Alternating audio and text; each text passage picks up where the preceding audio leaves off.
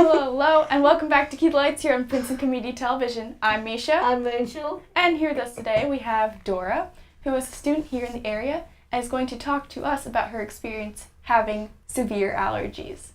So to start off, could you please tell us what you're allergic to and how severely allergic you are to it?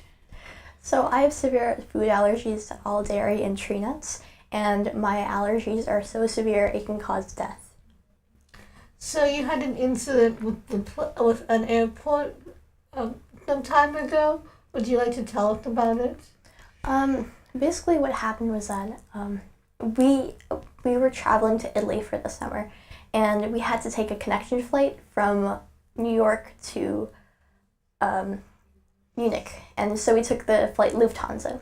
And we emailed them in advance telling them I have severe food allergies, can we board the plane earlier so I can wipe down the seats? And they said, that's fine, you can board the plane. And then when we went to the airport, we told them again, like, oh, can we do this, can we do that? And they were like, okay, it's fine. And then we boarded the plane, and we told the people on the plane about my food allergies, and they went berserk. They were so scared. They didn't know what an Epi-Pen was. It was really funny. But, yeah, so the pilot got really scared. And since the pilot's responsible for all the passengers on the plane, he didn't want to take the risk of carrying me on the plane, so he kicked us all off the plane without giving us tickets refunding our tickets. So to what extent, well, you're obviously very severely allergic, but how much of the allergen would have to be in your surroundings, or what kind of contact would give you an allergic reaction? Well, my food allergies are airborne, so the allergens can travel through air if they're very tiny particles, such as anything on trail mix or Cheetos or Doritos. If I have direct contact, if it comes to my skin, I can start hiving out, and if that stuff ends up in my mouth, then I can end up having a severe food allergy reaction. So. And what would happen during a severe food allergy reaction? I would basically, it ranges for some people, but for me, it's my eyes get really watery, and then everything just starts itching on my face. And then afterwards, after 2 to 3 minutes, my throat starts to swell up and close up. So, yeah. So, if you have severe allergies, how do you go on with daily life, like restaurants and parties and other things like that, where you can come into contact with it?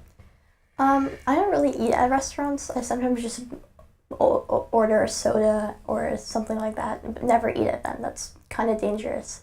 And at parties, I normally bring my own food. It's not safe to, I don't want to be mean by saying that I wouldn't trust the people there. It's sometimes cross-contamination between, if let's say someone used a spoon for a salad that had milk in it, and then they used it for another salad that didn't have milk in it, I would still get allergic reactions, so you'd be very careful. How about school? When you're having lunch at school, what happens? Normally I bring my own lunch. Sometimes I buy snacks at school that I know I'm safe with, but I always carry my bag, which contains 2 ABQs, which are basically Epi-Pens, and an inhaler. And normally I just buy from school. I don't really buy the school lunches. I don't trust the school lunches. So what would happen if somebody sitting at a lunch table over next to yours had a food containing an allergen of yours? The food allergies I'd be most concerned with is milk and Doritos, Cheetos, or trail mix. And if we were nearby each other, then I would either move somewhere else, or I would ask them, if I was a friend, I would ask oh, can you eat that sometime else? I have severe food allergies, I'm sure you would understand. And they normally would. They wouldn't cause a scene. So yeah. And when did you find out about these allergies? What young age did they come later? For me, I was born with food allergies, so we had to learn the hard way that I had food allergies. So for milk, I was born with them, and tree nuts, I was born with them, yeah. Okay, so in the event of a severe allergy, an allergic reaction, you mentioned that you always carry an Epi-Pen around with you as well as your inhaler. Mm-hmm. So there's obviously based on the airplane experience, there's a lack of education surrounding the Epi-Pen. So could you demonstrate or tell us how one would use it and how it works? Sure, I have a trainer Epi-Pen here. Basically, so it's called Trainer ABQ, and you take it out from the socket. This trainer And it talks right to you, which is really good for like little children. And you pull off the red part, Inject. Place black end against outer thigh. which is this part. Then press firmly and hold in place for 5 seconds. And inside this will be normally the needle, and you would take it To inject. and Place just like that for 5 seconds. For Epi-Pens, it's like 10 seconds. 1. Injection complete. And then you would put it back. You can never This reuse trainer- Epi-Pens because there's no more medicine inside of it. So there's also a whole scandal of how, like, they're very expensive. So, I mean, buying them is going to be really an issue sometimes because they only come 2 in a pack. So, do you want to try it? Sure.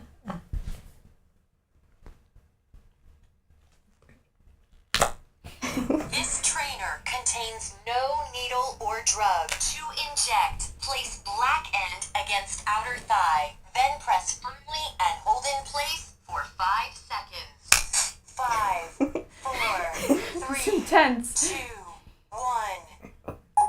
Injection complete. This trainer may be reused for training purposes. Replace the red safety guard and gray. So, obviously very helpful. What do you think about, what would you say about those that don't normally take their EpiPens around? It kind of depends on the allergy. If it's a severe like allergy like mine, it's kind of mandatory. But if they really don't feel the need to carry their EpiPens around, I think it's always at the nurse's office, and sometimes in different schools it's scattered around in those like little red boxes. Oh, yeah. So that's like, it's very important to know where your EpiPens are. So yeah. I understand that somebody could be afraid of using their EpiPen because, you know, you're breaking your clothing, you fear of needles, you imagine that would be painful. So what would you say to those people that may have a fear of an EpiPen? I would say that like you shouldn't be scared of the needle because it's like you don't really feel like you do feel the needle. It's kind of like a shock, but it's better than going in an ambulance and going to like have to stay in the hospital for 7 hours, and it's even worse there. I promise you that. I've done that before. But it's much better to use your EpiPen right away. When you know you have an allergy, take it right away. Don't like procrastinate and like push it off to the side. Always use it like when you need to, and don't be afraid of the needle. That's like a big fear of a lot of people. Like that's a phobia, I think. People are scared of needles. Do not be scared of the needle. The needle is like very tiny. It's like this tiny or something. So yeah. And so, you mentioned you were allergic to dairy. What's the difference between a dairy allergy and just being lactose intolerant? Well, an allergy in general, like severe allergies, is like, it's like a death situation, and you can almost die from having a severe food allergy. Versus lactose intolerance, from my understanding, it's just if you intake the food, you have problems in your stomach, which isn't as bad as dying. Yeah. So yeah. Has there ever been an experience where people have been disrespectful or haven't like weren't taking the allergy seriously enough? Like you would mention it to them, or like, oh, you know, it's okay, or not fully understanding like the impact of it? Definitely. People are, if another case of it is that people often bully kids with severe food allergies, which is really bad because, I mean, you can't really do anything because you're born with a food allergy most of the time. So it kind of sucks. But a lot of people are like, oh, it's just like one of those fads. People are just, they're just saying that because they're going on a diet, and they don't want people like to not understand that allergies are very serious, and people should really understand what allergies are and what their consequences of their actions that they take. Like I remember once someone told me the story about they told their friend they had severe peanut allergies, and their friend was like, "Oh, it's fine. I won't like give you anything with peanuts." And the next day they bake a batch of cookies with peanuts inside of it, and they gave it to them, and they got severe food allergy, but they went to the hospital, so it was okay. They're okay now, but something like that cannot happen, especially with someone with food allergies that are very severe. It's not okay. So do you think there should be like more education in schools and among the general public about this? Definitely. I feel like in health classes they should teach kids about food allergies. I know when I was in 8th grade they'd like talked about it just a little bit. They went like, oh yeah, there's such things as food allergies. But they didn't really go into depth about it, which really kind of bothers me because, I mean, people should really understand food allergies because more and more children in America are getting food allergies, or in general, like roughly 2 people per classroom in America have food allergies. So that's like a lot, honestly. Do you remember the first time, if you weren't too young, that you had to use an Epi-Pen? Or had to use it by yourself? Oh, bless you. Bless you. You have allergies to flowers? No, I'm fine. I think the first time I used the Epi-Pen by myself was like 2 years ago or 3 years ago. There was like turkey, and it was there was milk inside of it to like fatten it up and make it more tasty, and I ate it by mistake because I didn't read the ingredients, which is a big no. You're always supposed to read the ingredients and everything. And I ate it and I was like, oh my god, why is my tongue itchy? is this supposed to be like that? And then later on I realized I had a food allergy, and I told my mom, and she was like, oh my god, you're having a food allergy. And she started panicking. She called all the doctors. She was like, what do we do? And she started recording me. She was recording me, and I was like, okay, I'm gonna take my Epi-Pen. And she's like, wait, I didn't press the recording button. And I was like, Mom, what? So I didn't, but I was fine. I took my Epi-Pen. It was okay though. I was kind of scared taking the Epi-Pen, but I took it, and it actually felt really good. It helped. It moved. It like worked right away in my body, and it was great. And then we called 911, and I took an ambulance to the hospital, but it was good. At what point in the allergic reaction would you use an Epi-Pen? Like if you're just like a little bit itchy, would you still use it? If you know you have severe allergies to cheese, and you ate something with cheese, I think you should, like, if you start feeling the reaction, I would take it right away, just right away. Yeah. That definitely makes sense. Okay, how about your inhaler? You mentioned that you carry around Epi-Pens and an inhaler. So in what case would you use which one and why? Well, an inhaler I use when I have asthma, like an asthmatic attack, and most severe allergies are caused by, like, a leading cause by asthma, and I use the inhaler when I have a shortness of breath. So it's kind of different situations because when you have an allergy, it's like your throat is closing up on itself. You kind of feel like, imagine this is your throat, it goes like this. And with asthma, it's just like you have like this burning sensation in your lungs, and then you feel like you're out of breath. You can't breathe properly, and then you take your inhaler. So has asthma affected your ability to participate, say, in like physical education in school?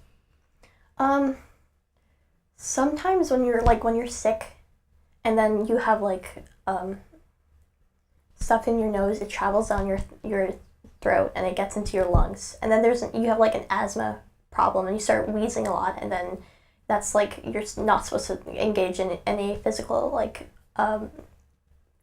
activity. But I do like some ways to like help yourself, train yourself for like asthma. For people with asthma, it's really good if you play an instrument or you do a physical activity. It really helps, honestly. Has there ever been a situation where you may have been caught without medication and you've had an allergic reaction? I don't think so. Maybe when I was a baby. Because like when I had the first allergic reaction, my parents didn't even know I had allergies, and they were like, "Oh my God, what is happening?"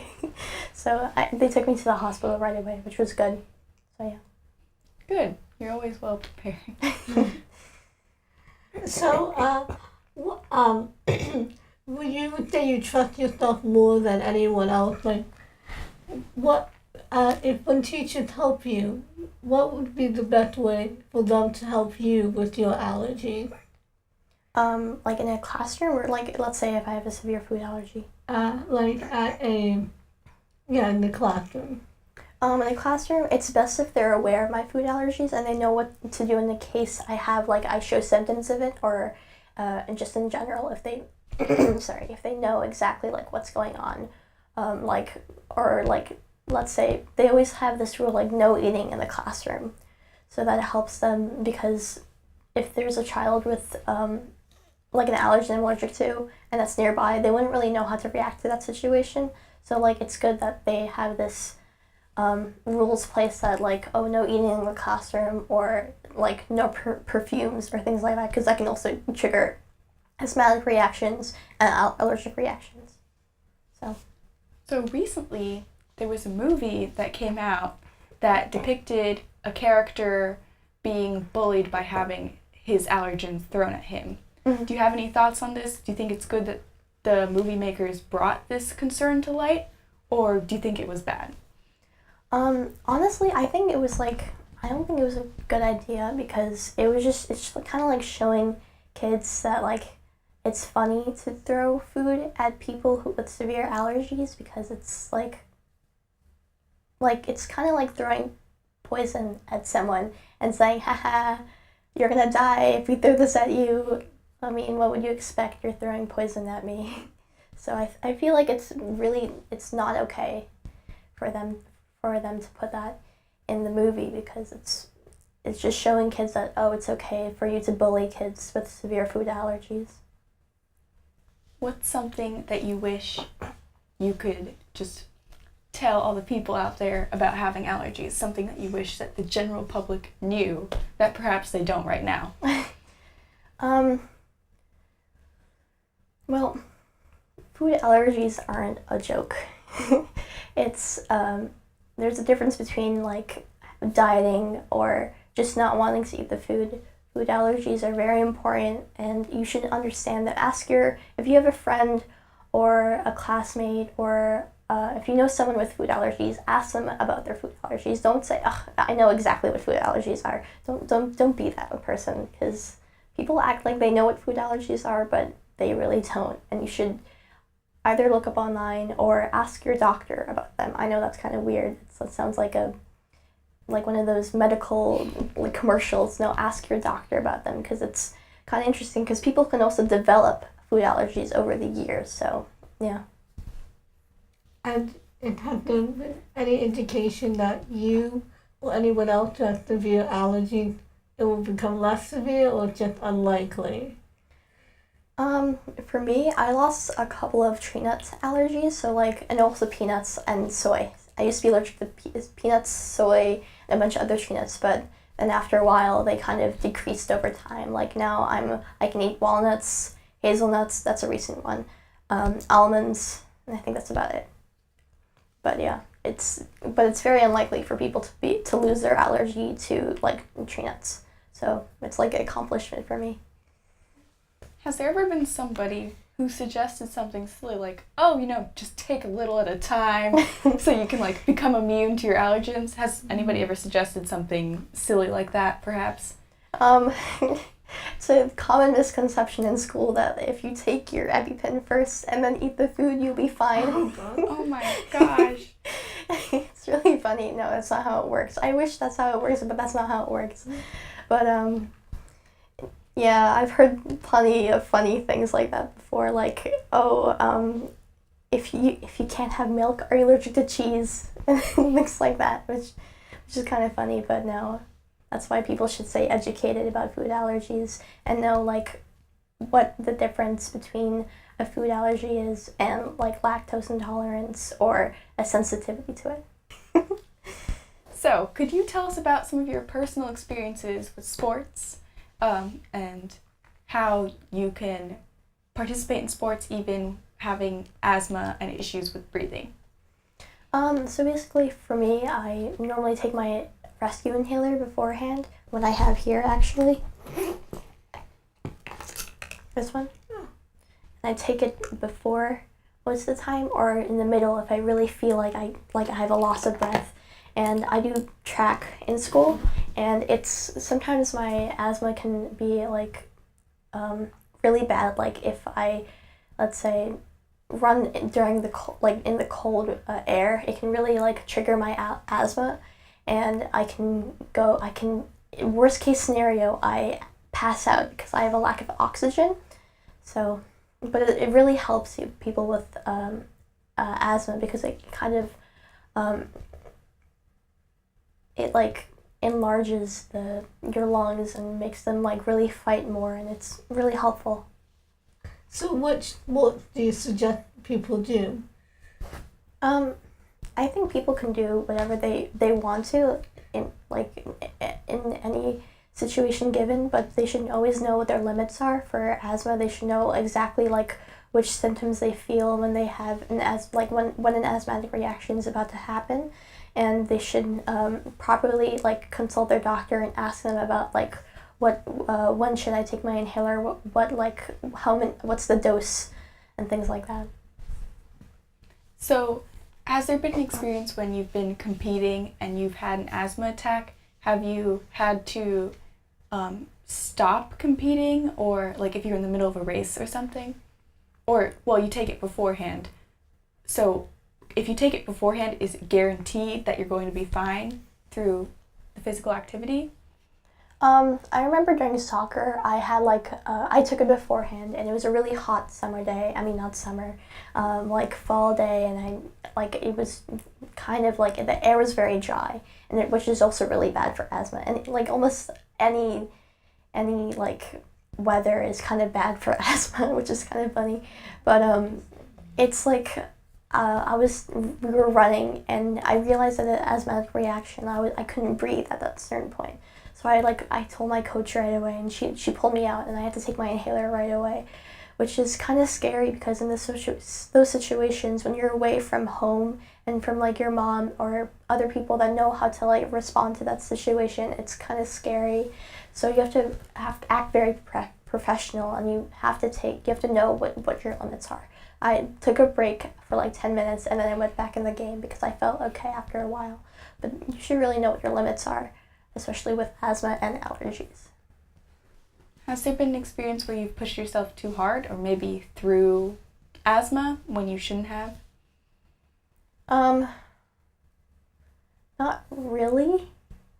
I remember I was in the hospital like a year ago during winter because of my asthma, and I really I wanted to get better ASAP, like any other kid would want to. And I was lying on the bed, and they were giving me like medications, and I wanted to stand up to go use the restroom. And then I was very eager because I really wanted to like stand up and be fit and everything because spring track tryouts were coming. And I collapsed next thing I knew, I collapsed on the ground because I fainted actually, and I didn't realize it. And then I got up again, and I had a lack of oxygen in my system. So it just shows that like you should always like when you're sick, you should always take your time and rest. Don't push yourself when you're sick because that's only gonna make it worse. So yeah. So when you meet with your doctor, then what helpful things have stuck by you and have really helped you through all your allergies and your asthma? What really helped me was that he like gave me a lot of resources and a lot of things to read on about my allergies, and he told me my doctors would educate me a lot about my food allergies, and I owe them like my life almost because they taught me so much, and they taught my mom so much. She like taught me everything afterwards, and I'm really happy about that because I probably would not know what an allergy is without my doctor telling me over and over again, Dora, don't eat this or else. So yeah. How often do you have to visit a doctor if you have severe food allergies? Well, it's like 2 times a year, I feel like, for allergies. And then for asthma, it's like, depending if you had a severe asthmatic reaction, it's like you should go there like maybe like once every 2 to 3 months, because you always want to like tell them how you're feeling, the progress you're making, and things like that.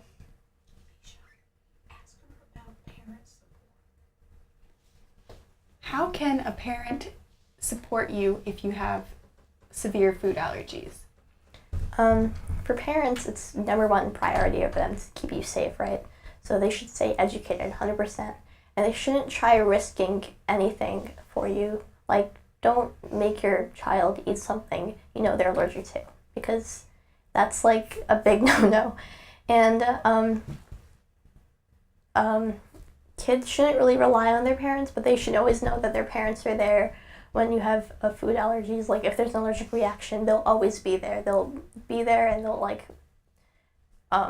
normally they will save you in that situation. So it's very important that people realize that your parents play a big role in your life when you have food allergies. Earlier you mentioned that playing an instrument, and we can briefly touch upon this, helps with asthma or breathing related issues. Can you tell us about your personal experience with that and how it works? So as a child, I always wanted to play violin, actually. But my mom was like, no, you're not playing it. That's really funny. You're not playing violin. You're going to play flute. And I didn't really like it at first, but later on I learned to love it. But it really actually helps, just like physical activity, it really helps you, your lungs, like it kind of trains them, and it helps them like grow, and it you take in more air, and it's really, it's like playing a sport, but through music, which is kind of cool, and it really helped me. Honestly, I wouldn't be as strong with my lungs as I am now. I'd just like to thank you so much for coming on our show, giving us a fascinating topic, an interview, and educating our viewers as well as us about, the struggles and the stigmas behind having severe food allergies. Thank you so much for coming. Thank you for having me.